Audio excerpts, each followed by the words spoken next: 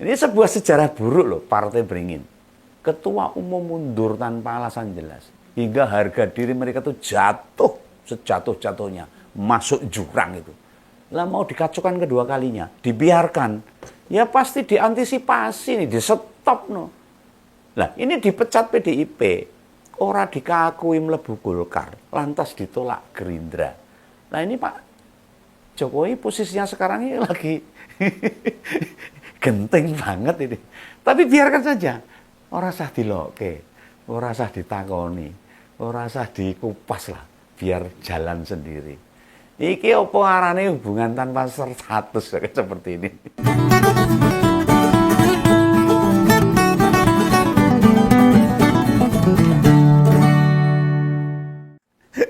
Kemarin saya lagi ngupas soal Pak Jokowi sama Wakil Presiden itu loh, yang jadi anggota Dewan Kehormatan Golkar.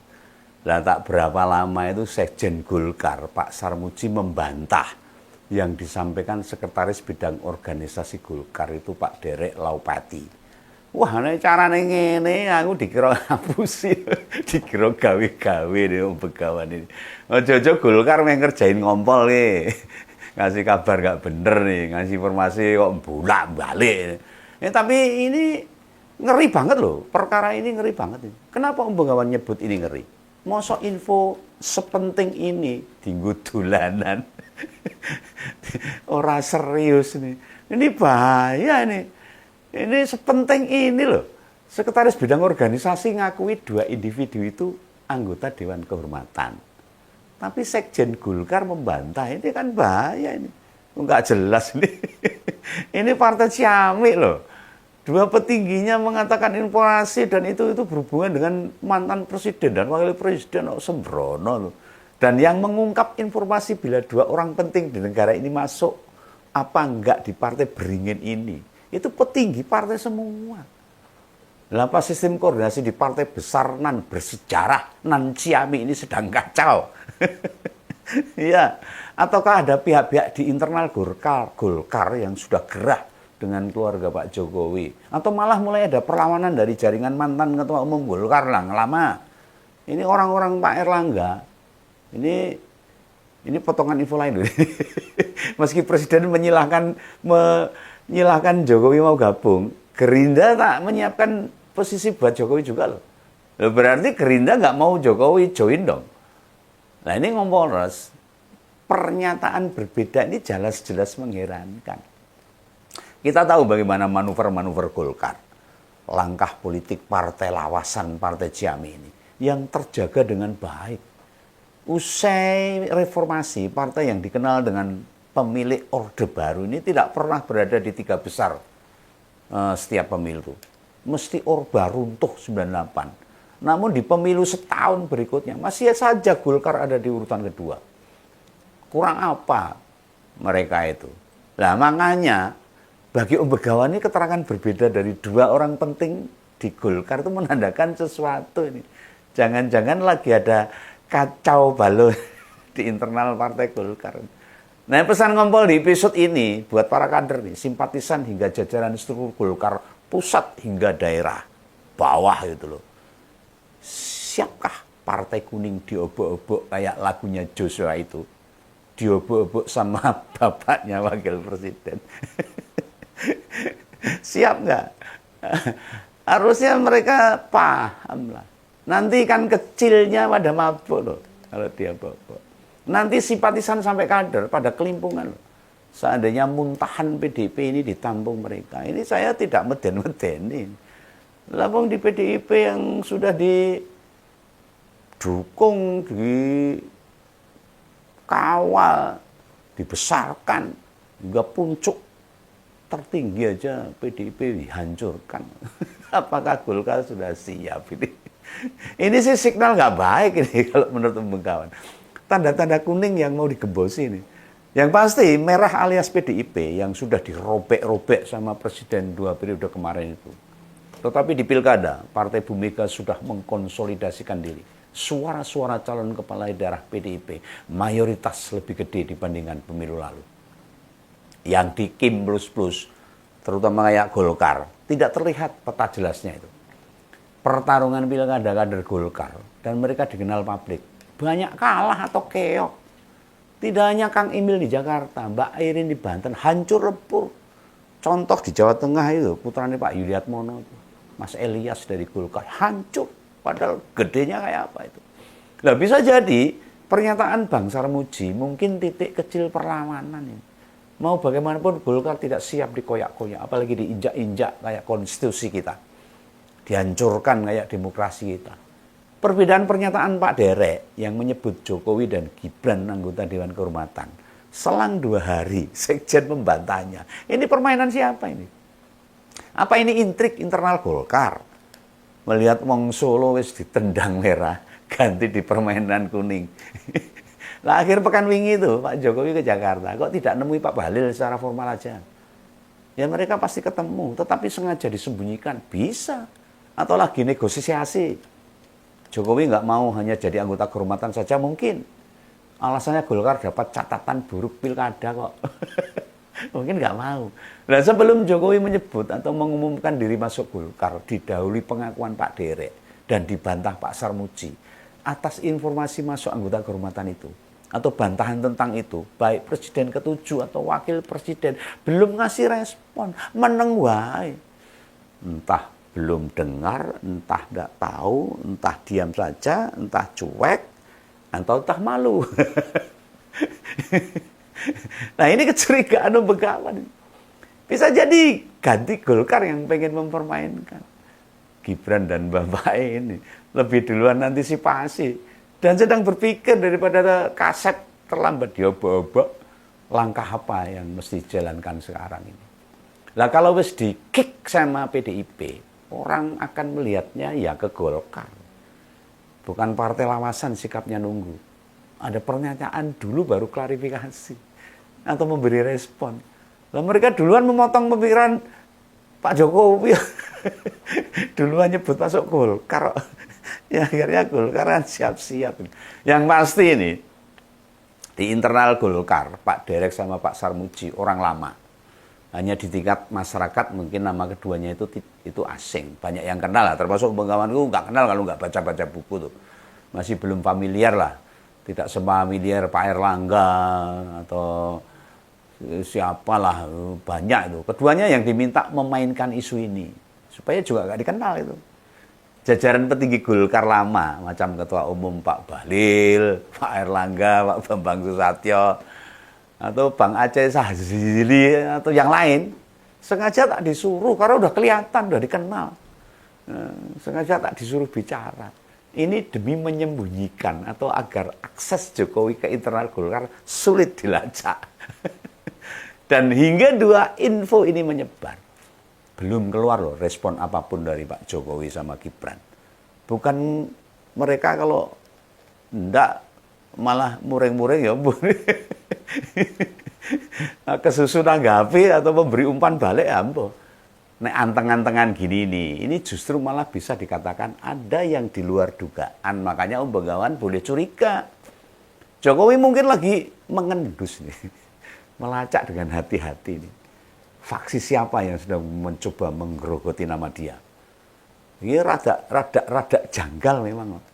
Nih ada informasi nih kayak gini nih atau kabar Pak Jokowi itu anggota kehormatan yang menyampaikan malah sekretaris organisasi loh. Loh bukannya Pak Jokowi itu orang yang dialem-alem, dipuja-puja sehingga wong tuap rakyat telungan sama Golkar itu. Kok yang ngasih tahu media hanya sekelas sekretaris bidang. Harusnya ketua umum dong. Yang woro-woro Pak Bahlil itu harusnya itu. Sing hau-hau itu harusnya dia. Membanggakan Jokowi. Memilih kuning daripada partai lain. Yang menganggap Raja Jawa itu. Harusnya dia yang menyampaikan. Nah saat Pak Prabowo sama Pak Jokowi bertemu. Ketua umum Gerindra memang mengaku terbuka. Bila presiden sebelum dia itu pengen gabung. Nah ini juga trik ya bisa. Atau trik mau menguasai ya bisa. Lah mau tahu bagaimana sikap ketua harian Gerindra ini? Malah ngomong nggak ngerti mau masuk atau ada rencana lain. Nggak tahu dia. Nah Begawan mengartikan, ya ini jelas penolakan. Seakan-akan membuka tetapi bilangnya nggak tahu. Gerindra ya akhirnya menolak. Emoh dampaknya merugikan Gerindra.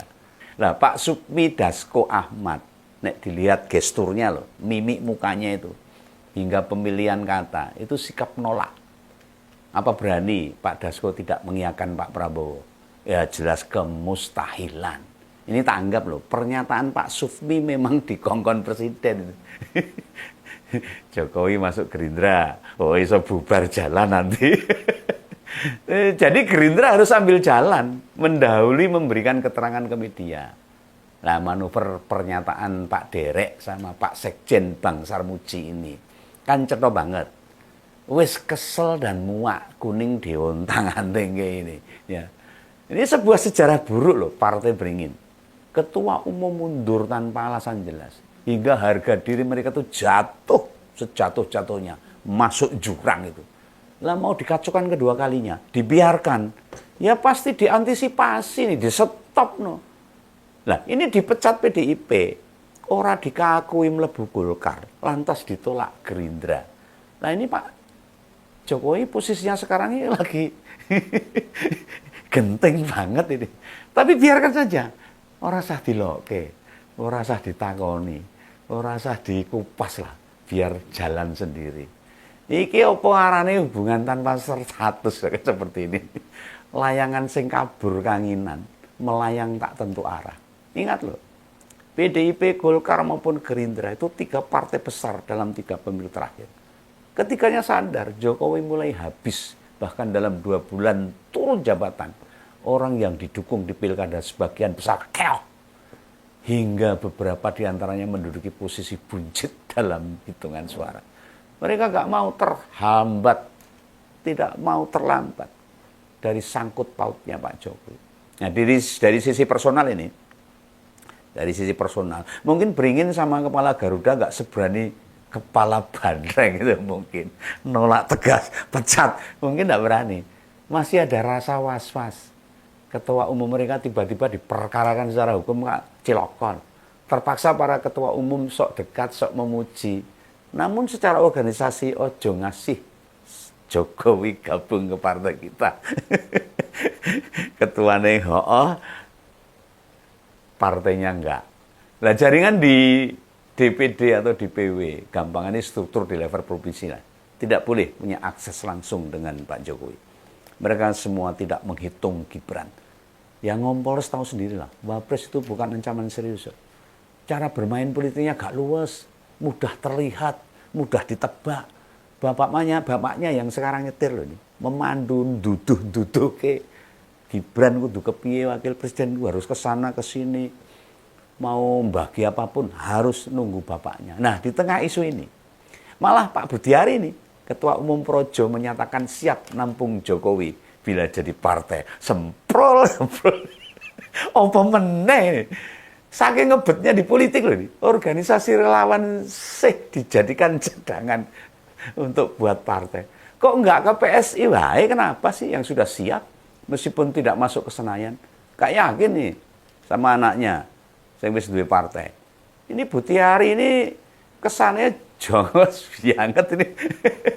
Nyuwara anggar nyangkut Jokowi. Jangankan ngerubah Projo jadi partai, rencana pertemuan relawan se-Indonesia ora sida. Ora sak gembedi-gembedinya itu.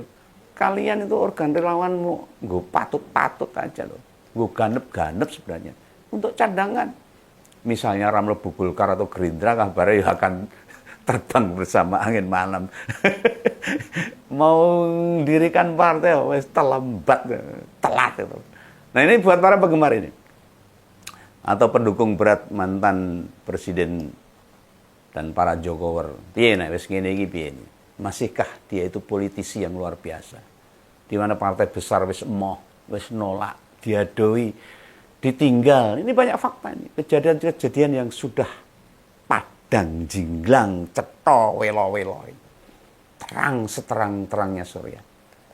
Pak Jokowi kian lemah. Kian ditinggal, serapayu, wis gak ada ajang politik hingga 2029. Apa sih meh nguati posisi politiknya? Apa? Belas gak ada. Jadi silahkan mikir, nimbang-nimbang, yakin mlebu sebuah partai gede? Jangan halu. tekan dadi sekjen PBB. Wah, wis kedoan ini. Bila beneran terjadi, kuwi dudu sekjen partai bangsa-bangsa. Sekjen partai Bulan Bintang ya mungkin itu masih bisa tercapai. Saya tidak membenci Jokowi. Tetapi kalau Jokowi mau menghentikan semua nafsu salahnya, kembali jadi masyarakat yang baik, menjadi contoh teladan bagi masyarakat sebagai mantan presiden, itu baru hebat.